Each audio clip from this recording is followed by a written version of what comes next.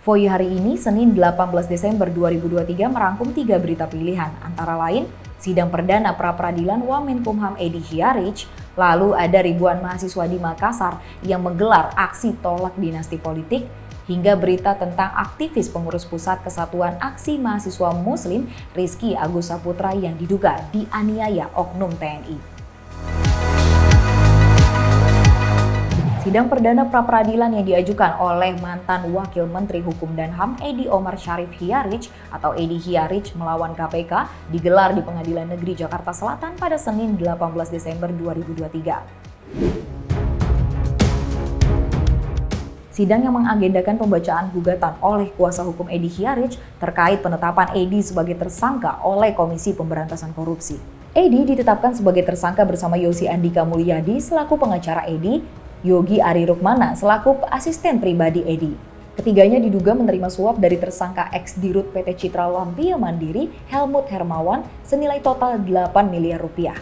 Atas perbuatannya, Helmut Hermawan sebagai pihak pemberi disangkakan melanggar pasal 5 ayat 1 huruf A atau B atau pasal 13 Undang-Undang Nomor 31 Tahun 1999 tentang pemberantasan tindak pidana korupsi JANKTO pasal 55 ayat 1 ke 1 KUHP. Sedangkan Edy Hiaric, Yogi Ari, dan Yosi Andika sebagai pihak penerima disangkakan melanggar pasal 12 huruf A atau B atau pasal 11 Undang-Undang Nomor 31 Tahun 1999 tentang pemberantasan tindak pidana korupsi JANKTO pasal 55 ayat 1 ke 1 KUHP.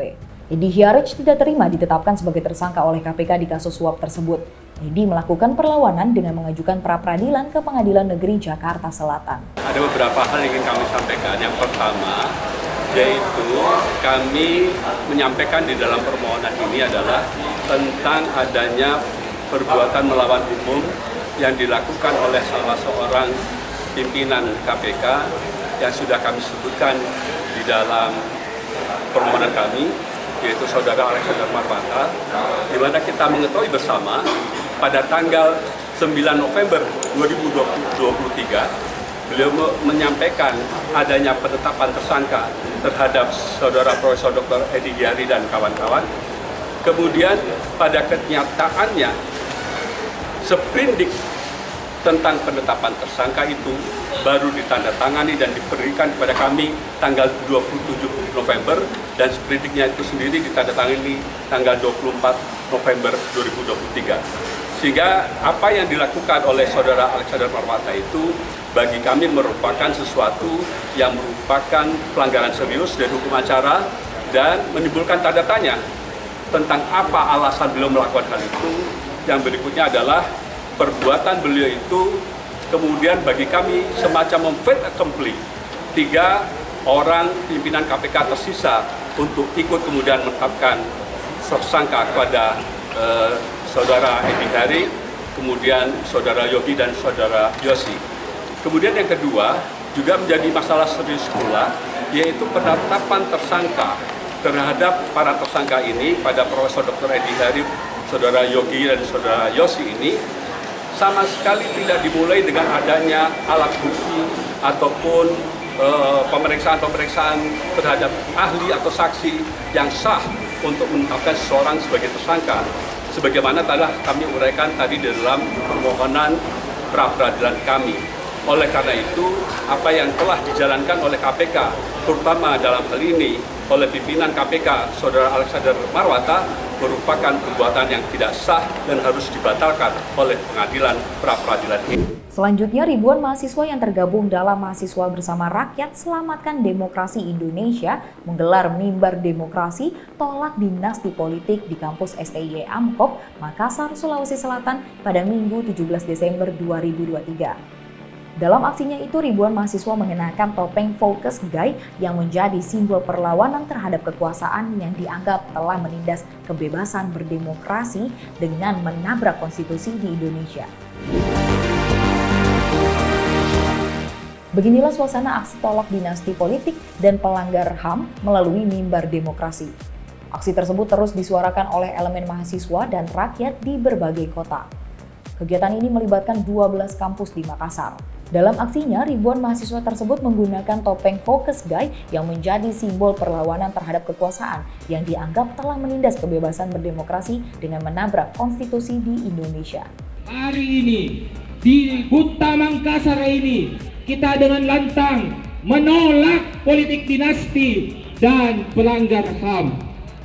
Kita tidak mau apa yang menjadi putusan-putusan itu diintervensi oleh kekuasaan.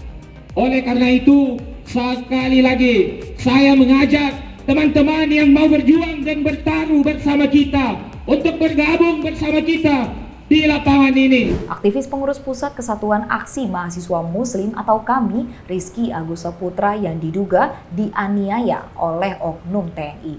Penganiayaan terjadi beberapa hari setelah Rizky melaporkan kebocoran data KPU ke Bawaslu.